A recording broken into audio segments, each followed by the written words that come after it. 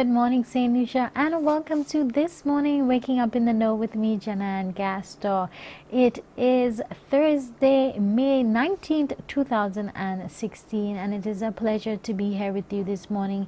As usual, I'm going to give you a recap of some of last evening's news.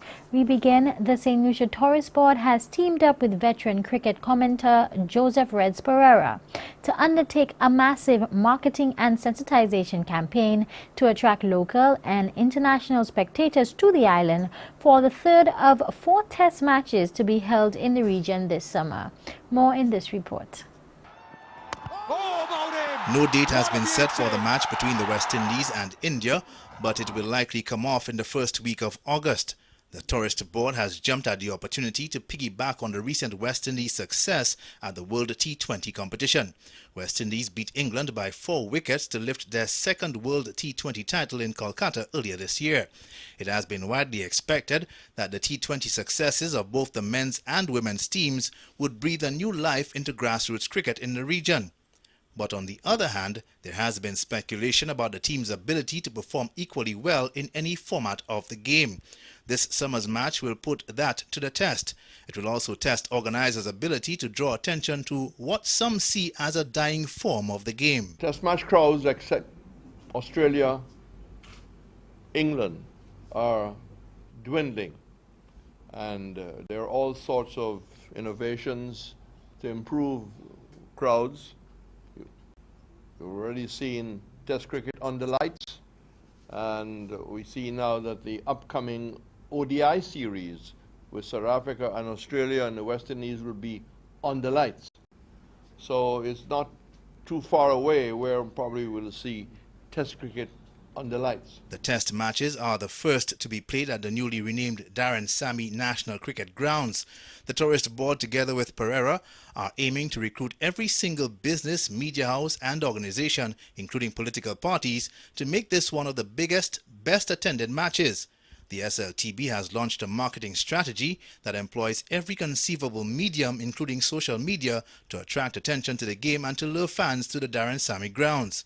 The international media is already eating it up. Our UK office for St. Lucia Tourist Board has already contacted us, as Darren Sammy, I think, is presently in India doing commentary for the IPL, and the Telegraph is interested in interviewing Darren to find out more about what he's doing and, of course, to highlight the test match. So I feel like there's a lot of marketing mileage that can be taken off from that. As you know, social media is an undying platform, undeniable platform for getting the word out there. It's certainly an electronic word of mouth. As part of the test series, matches will also be played in Antigua, Jamaica and Trinidad and Tobago. For the DBS News World, Kendall Burton reporting. And the head of the sexual assault victims advocacy group Speak Out St. Lucia has joined those expressing displeasure with recent statements by the National Security Minister Victor Leccorpinier. The minister was taken to task last week for what some sees as his insensitive response to a question about an alleged rape in the city. More in this report. 2 talk show hosts went to town on the minister last week for his response to the question about the alleged rapes.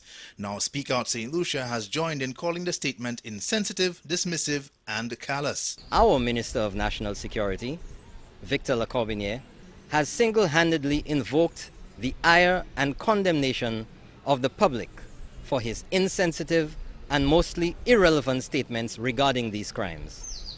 He has lost the public trust and failed to reassure that very public that anti-crime measures taken under his leadership have any hope of succeeding. Williams has also called on the minister to outline some of the concrete measures he is taking to improve security as well as the overall functioning of the justice system. The state of the local justice system has caught the attention of the European Union, or EU, which sent a high-ranking delegation to meet with the Prime Minister on the issue not too long ago. In addition, the EU has pledged assistance under the 11th European Development Fund Regional Indicative Programme, which has €44 million assigned to programs fighting crime and ensuring security. Williams is also questioning the reason for the continued closure of the forensic lab. The failure to have this multi-million-dollar facility operational continues to cost St. Lucia significant amounts of money and is in part of the larger problem of a clogged judicial system. We still have no fixed date for its reopening, despite many assurances of soon. The need to send evidence samples for testing overseas incurs serious time delays on our already bursting at the seams system. Williams has called for the process to set up a sex offenders registry here to be expedited. Prime Minister Dr. Kenny Anthony, reacting to a spike in rapes, called for the establishment of a special victims unit to investigate rapes. He also called for consideration to be given to the creation of a sex offenders registry. Now Speak Out St. Lucia wants him to move beyond the considering to acting on that list. For the DBS News World, Kendall Burton reporting. And there you have it, guys. That's some of last evening's stories. When we come back, I have your daily horoscope.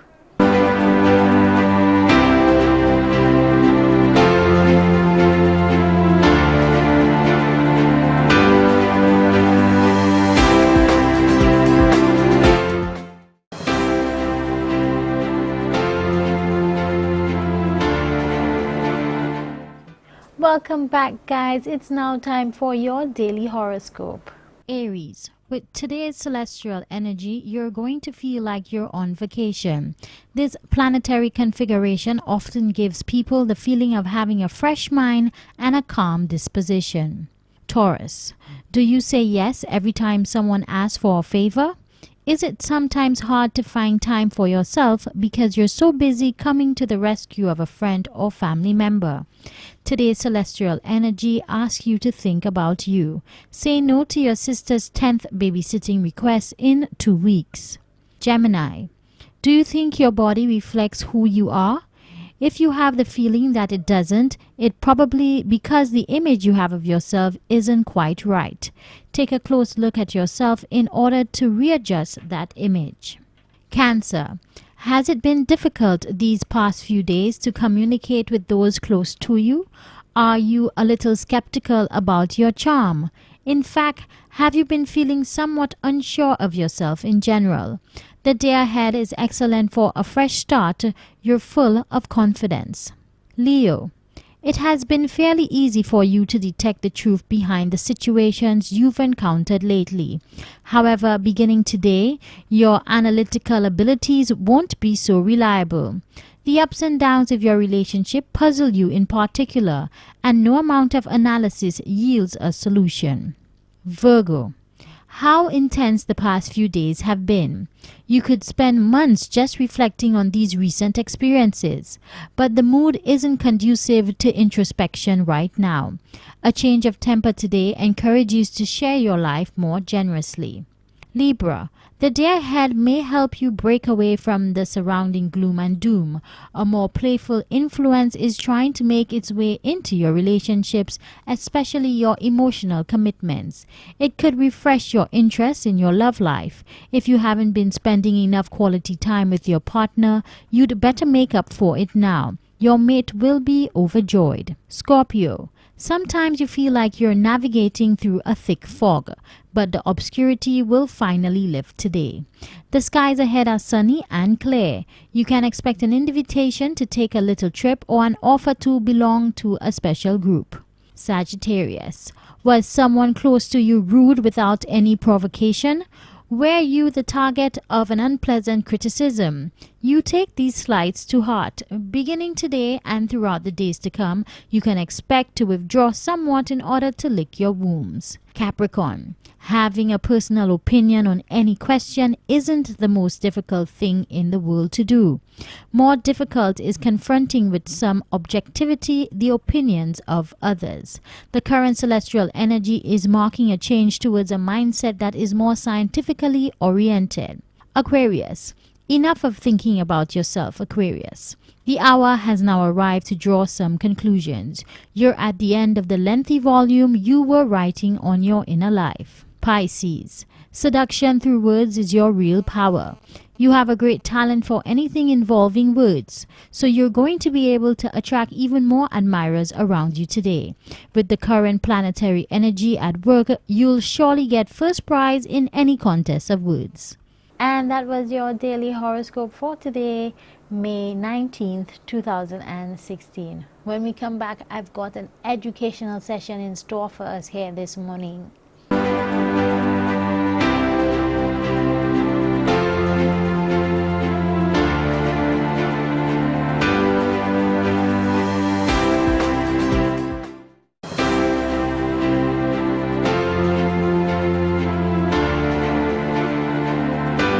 Welcome back, St. Lucia, and like I told you, today we're going to take a more serious turn with our breakfast, our morning advice. I'm going to take it from Dr. Jana Phillips. She is the emergency room doctor, medical practitioner, whatever you want to call her. She is the one who saves your life when you come through that emergency room door at the Tapia Hospital, and she is here with us this morning to share some advice on pulmonary embolism. Dr. Philip, good morning. Good morning. How are you doing? I'm good, thanks. Pulmonary embolism. Thank you so much for coming here this morning. You're most welcome. Tell us what pulmonary embolism means. Okay. Pulmonary embolism is a sudden occlusion or blockage in the blood vessels in the lung that obstruct the flow of blood in the lungs. Right. And most commonly it's a blood clot. Okay. Or it could be caused by air, fats, clumped cancer cells, parasites, but most commonly it's blood clots. Right. And you might be thinking, why is this so important, pulmonary embolism? It's very, very important to know about pulmonary embolism because it is the most common cause of death. Especially in hospitals on autopsies, you would find up to 60% of patients having a pulmonary embolism, which is a blood clot or blockage in the lung vessels. I thought cancer was the most common cause of death. Well, there are many causes of death, but definitely pulmonary embolism is very high on the list.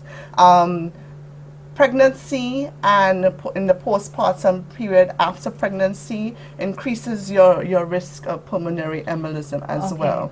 And okay, so let's break it down, because I know that, you know, for some of us we may be a little lost. It's too early in the morning to hear such big words. Yes. Let's break it down. So we're talking about a blood clot. A blood clot. Most commonly these blood clots come from the deep veins in your leg.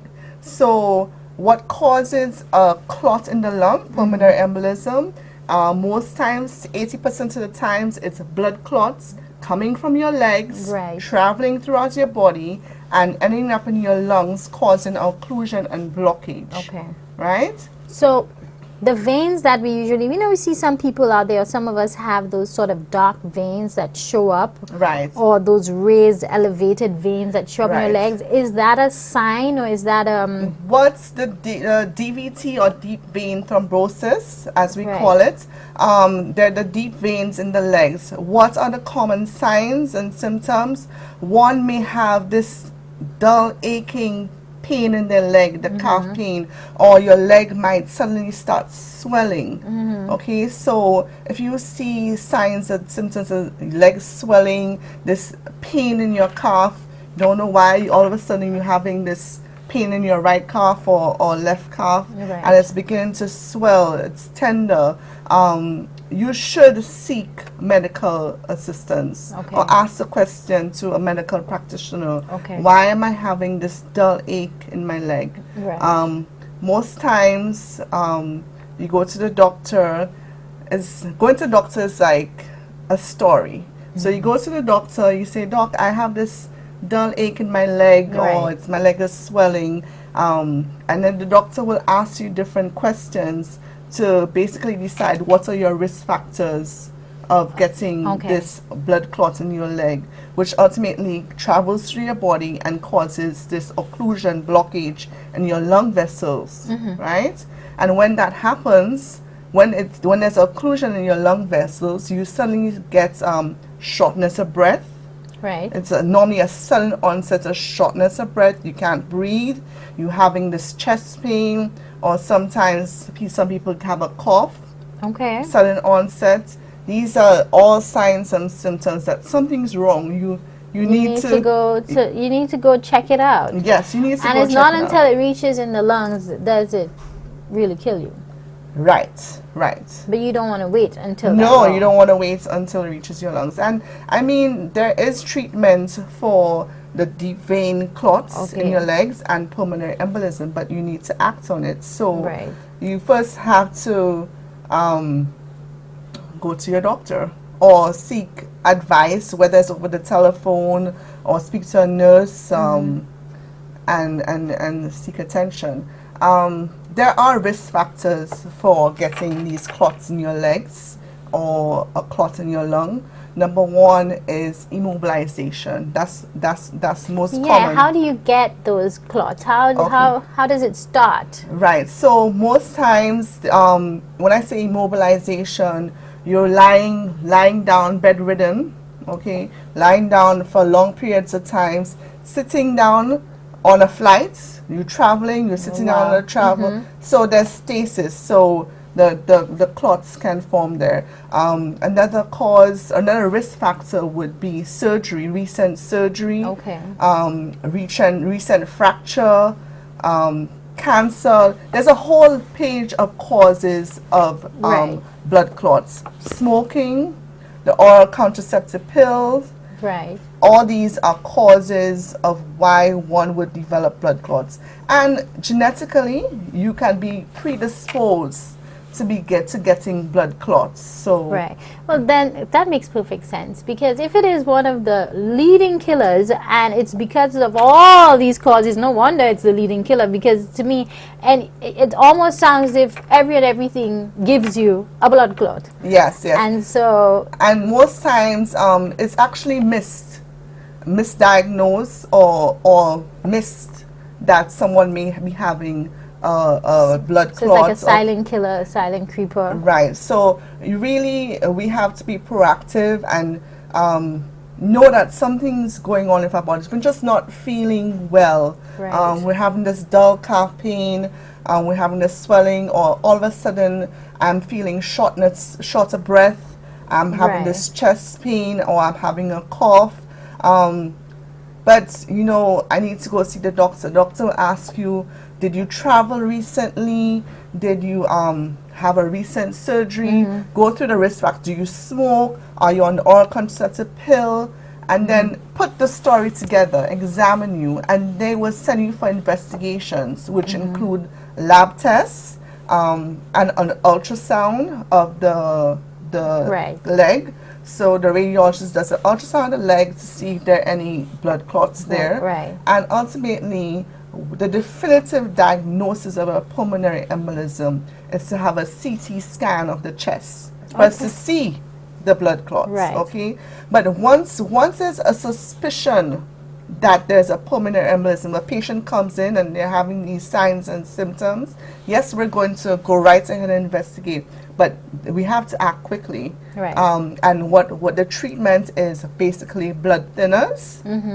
And the best treatment is precaution, prevention. Well, yes, that is just Okay. a common advice for most things. There's so much we have to talk about. We have to go to a break.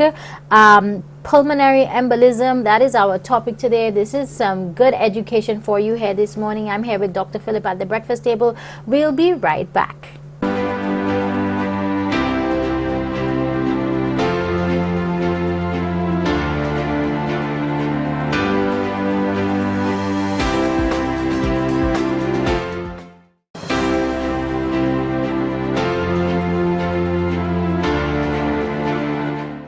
Welcome back, St. Lucia, and I'm here with Dr. Janet Phillips. She's actually the ER doctor at Tapio Hospital. So in your emergency situations, you know exactly where to go and who to ask for.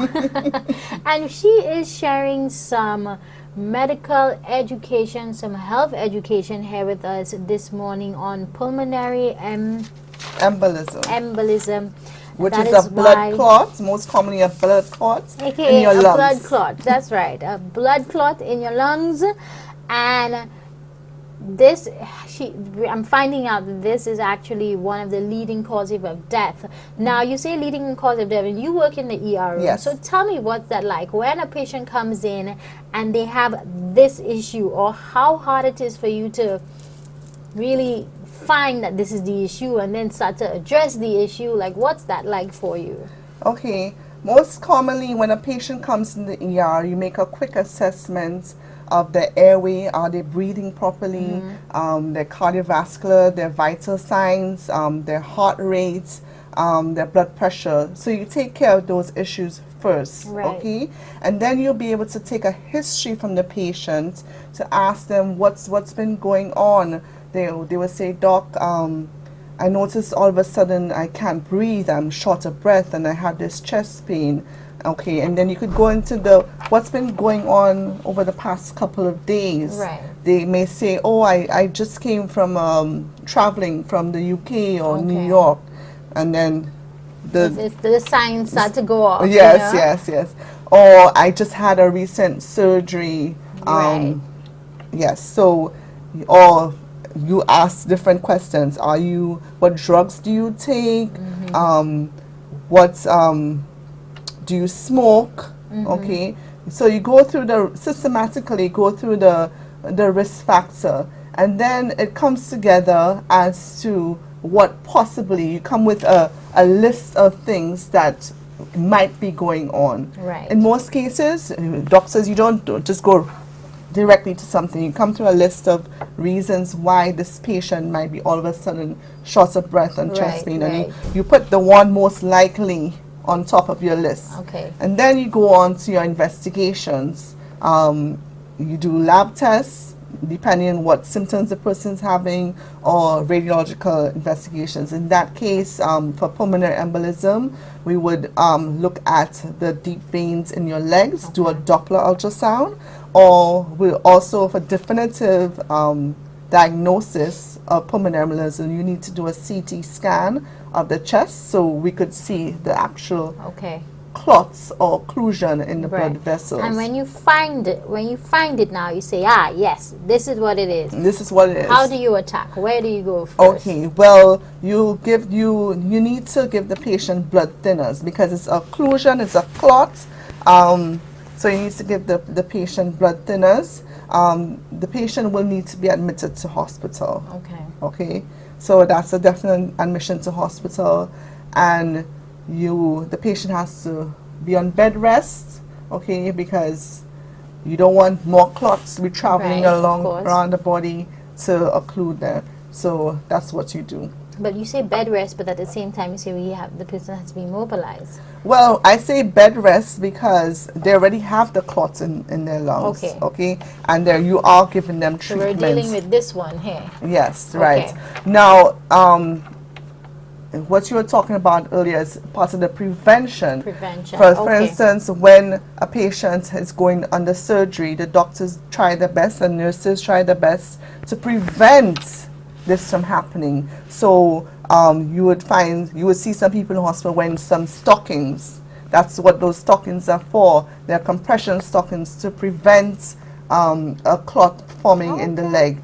And after surgery, doctors and nurses try to mobilize the patient quickly, get them out of bed. I don't know. When I had my daughter, I had a C-section, and must be 3 or 4, 5 hours after the C-section, this night nurse comes and say, come, time for you to walk. That's I said, correct. what? That's time correct. for me to walk, lady. You know how she's saving your life. She's saving your life. And she said, no, you're going to take you from here and put you to sit down here. I was like, oh my God, it was painful, but I was very appreciated afterwards because I didn't stay on that bed for too long after that. I was able to bounce back keep it moving. And even if the patient can't move, little exercises will be done in the bed. Stretch your legs, raise the legs. That's why they always even say when you're traveling on these long flights, get up, stand up for 1 or 2 minutes, or move about your legs while you're sitting. It's to prevent these clots from forming. That makes sense, especially for what about older elderly persons who are bedridden? Yes. Is it advised for nurses to move their legs apart, give them that sort of definitely frequent turning, move their legs apart, and most times when they're bedridden we put stockings on them also to help to help. What does the stockings do? It's a compression stockings. Okay. Okay. So it's a special type of stocking. Yes, it's a special. Not a stockings you buy no, at no. MNC. It's a special type of stocking. Oh, I don't want to buy no stockings in MNC. I'm going to put it on your legs and say you're all trying to prevent yourself from getting blood clot. Eh? So I would say the best thing is to exercise, to mobilize yourself, to be in tune with your body as to what changes are going on. Because like I said, there are several reasons why, causes why one can get a blood clot. And look out for the signs or symptoms of leg swelling, pain in the leg, or sudden onsets of shortness of breath, chest pain, cough. Of course, I would advise to stop smoking. That's a risk factor. If you're on the oral contraceptive pill, that's another risk factor. I'm not saying not to stop taking the oral contraceptive pill, but just be considerate of what's going on with your body. Right. And so, does this have anything to do with any specific gender? Are males, males get it more than females? No, males and females it's not gender related. I would say there's an increased risk in pregnancy in pregnant women and in the period after pregnancy. So they have an increased risk. But males, females can get a blood clot in their legs, a deep vein thrombosis, or a pulmonary embolism in their lungs. All right, so you'll have that. Pregnant ladies, don't just sit on your couch and eat food all day, although I wish that's what I could do. Keep it moving, and we're going to keep it moving here this morning because we are out of time. Can you imagine that? Health education, and it went by so fast. Now, Dr. Phillip is going to join me as frequent as she can. Yes. She's going to give us some health ed. So, guys, you can look forward to, learning a lot of stuff. You want to send us your topics, really send it to our Facebook page, send it to our DBS website. You can also contact Dr. Phillips at the Tapia Hospital in emergency the emergency room. Or there are other doctors there as well. So if you have any questions about pulmonary embolism or any concerns or any medical issues, I would say please always contact your medical practitioner, your nearest health center, doctor, nurse, hospital, and ask the question. No question is silly. Okay, we'd rather save your life than first to find out on autopsy that this person had died of a pulmonary embolism, and 3 weeks ago they were complaining of a calf pain or leg swelling, or they were at home saying they're not feeling well, they're short of breath, their chest pain, they're waiting to see if it'll go, if it'll get better, and then, like I said, it's the nature of it. It's a clot that occludes the blood vessels. So when that happens, it obstructs the blood flow to the lung, and that means you're not getting air to survive, and you're not getting, your lung dies. So basically, you need to breathe. You need to breathe, guys, and there you have it. Prevention is better than cure. I'll see you back tomorrow, same place, same time, on one of your favorite morning shows with me, Jenna and Gasser. Dr. Phillip, thank you so much for joining me. Most welcome. And we'll see you back next week with another interesting topic. Hopefully you guys would have sent in your topics. Thank you so much for joining me. I'll see you tomorrow. Bye-bye. Bye.